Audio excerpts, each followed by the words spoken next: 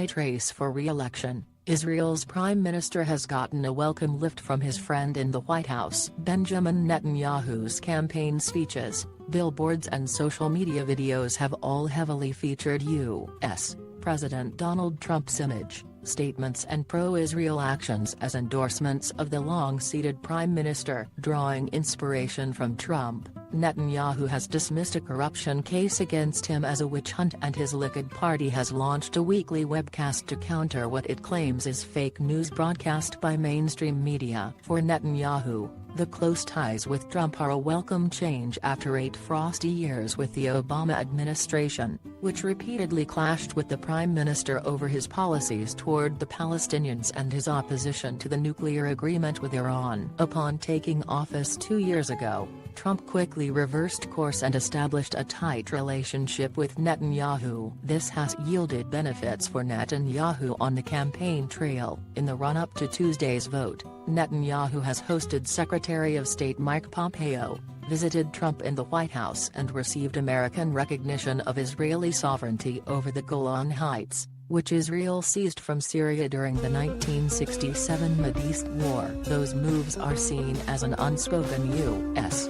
endorsement of Netanyahu, and in Israel, having close ties with whoever occupies the White House is seen as a major asset. Trump enjoys strong support among Israelis, 69% of whom expressed confidence in the president's ability to do the right thing regarding world affairs, according to a Pew Research Center poll published in October. That support largely springs from Trump's recognition of Jerusalem as Israel's capital and the opening of the U.S.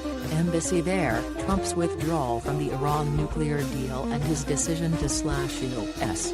aid to the Palestinians are also popular among Israelis. A YouTube ad published April 1 strings together Trump's statements from recent years extolling Netanyahu's leadership as a great prime minister. Benjamin Netanyahu, "There's nobody like him," Trump says in a clip taken from a 2013 video. Building-sized billboards in Jerusalem and Tel Aviv show the two leaders shaking hands. A poll conducted by the Israel Democracy Institute found that 63% of Israelis believe that Netanyahu's standing in the current election campaign will be strengthened by the U.S.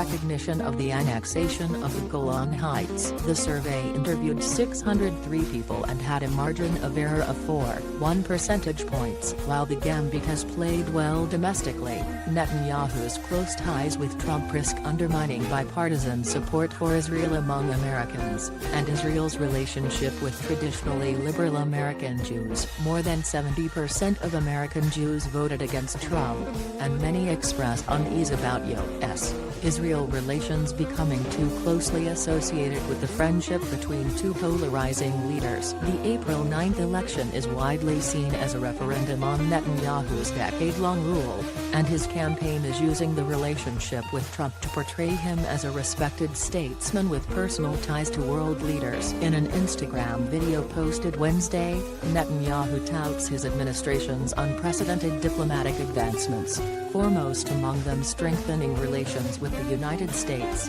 but also closer ties with Russia, China, India, Japan and Brazil. On Thursday, Netanyahu paid a surprise visit to Russia, where President Vladimir Putin announced his country's instrumental role in recovering the remains of an Israeli soldier who went missing in action in Lebanon in 1982. The return of the soldier's remains, along with a visit this week by Brazil's President, Jair Bolsonaro, has given Netanyahu another diplomatic victory late in the campaign. Netanyahu seeks a fourth consecutive term in office as Israel's leader. If re-elected, he will become the country's longest-serving prime minister, outstripping its founding father, David Ben-Gurion. The prime minister's campaign has steamed ahead despite Attorney General of Akai Mandelblatt's recommendation last month that Netanyahu be indicted for a series of corruption charges. With less than a week to go, opinion polls give Netanyahu a slight edge in the race, but he faces major opposition from his former army chief of staff,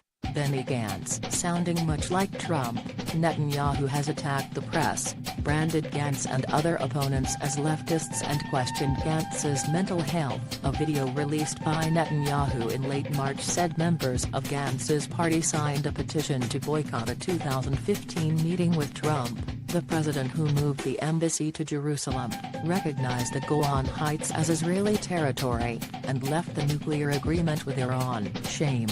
Gantz is running along with two other former army chiefs of staff, which gives their blue and white party security chops to rival those of Netanyahu. Reuven Hazan, a political scientist at the Hebrew University of Jerusalem, said the blue and white party's unassailable military credentials have forced Netanyahu to stump on his foreign policy accomplishments rather than in his traditional role as Mr. Security. We are a tiny country, but our leader is on very good terms with the President of the United States, the President of Russia, and the President of Brazil, Hazan said. In other words, he is using his relative advantage to say, if you don't elect me, whoever replaces me will not be able to play in the international league that I have raised Israel to, and we will drop significantly, Hazan said.